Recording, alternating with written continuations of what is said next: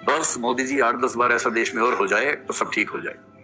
मारो मारो मारो मारो मारो मारो मारो मारो मारो खत्म। क्योंकि न्याय मिलने की प्रक्रिया इतनी लंबी है और इतनी बोझिल है कि आमतौर पर न्याय मिल नहीं पाता। और जब न्याय नहीं मिल पाता लोग इतने परेशान हो जाते हैं और अंत में लोग परेशान होकर सोचते हैं कि इससे तो अच्छा है सीधे निपटाओ। अब बस ध्यान रखिए कि अगर पुलिस कमिश्नर 4 लोगों को एक साथ जान से मार सकता है तो पुलिस कमिश्नर किसी दिन हमें भी मार सकता है। इन 4 ने हैदराबाद में पुलिस द्वारा रेप के 4 आरोपियों का एनकाउंटर किया गया है। क्या वह नैतिक रूप से सही है और इसका समाज पर क्या प्रभाव पड़ सकता है?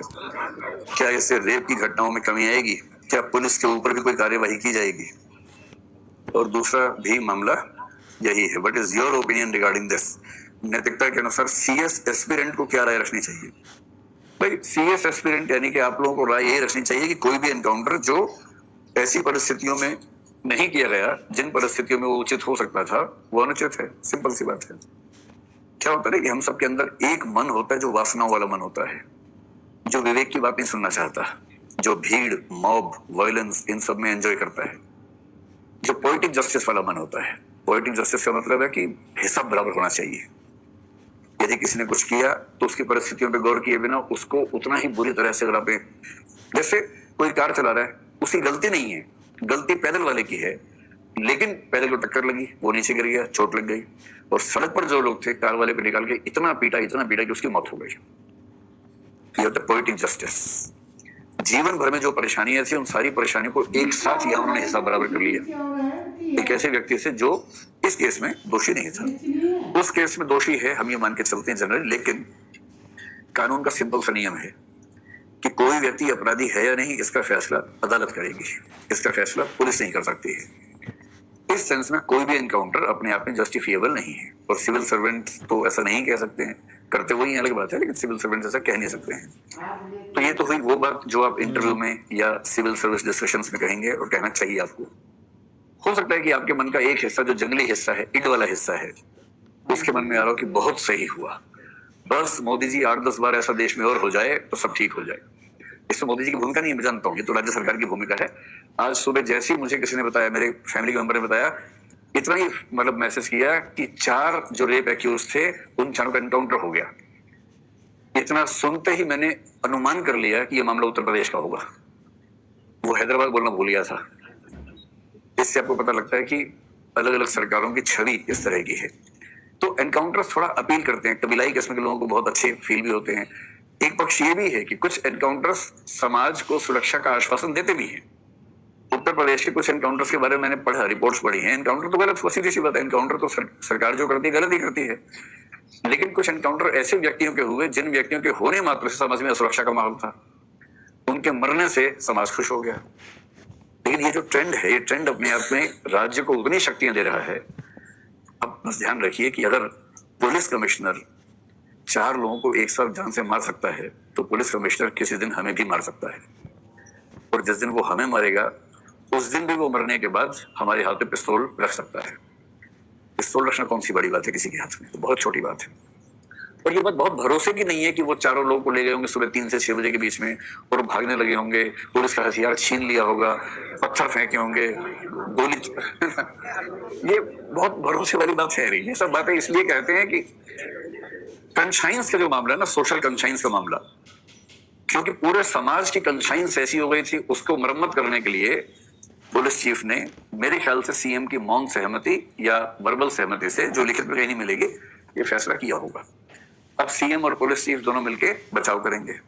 केंद्र सरकार से भी आश्वासन मिला हुआ कि चिंता मत करना, हम देख लेंगे ऐसे मामलों में, और अभी सुप्रीम कोर्ट भी ठीक चल रहा है, टेंशन मत लेना ज्यादा, हम मैनेज कर लेंगे। मेरा ख्याल है कि इस लेवल पर ये सब बातें मैनेज होती हैं और जो बुरा है वो तो बुरा ही है, सीधी सी बात है ना। वो कितना भी सुंदर लगे, अच्छा लगे, प्यारा लगे, जैसे कुछ लोग बोलते हैं पाकिस्तान से युद्ध होना चाहिए, कितना भी अच्छा लगे युद्ध, पर युद्ध बुरा है वो बुरा है।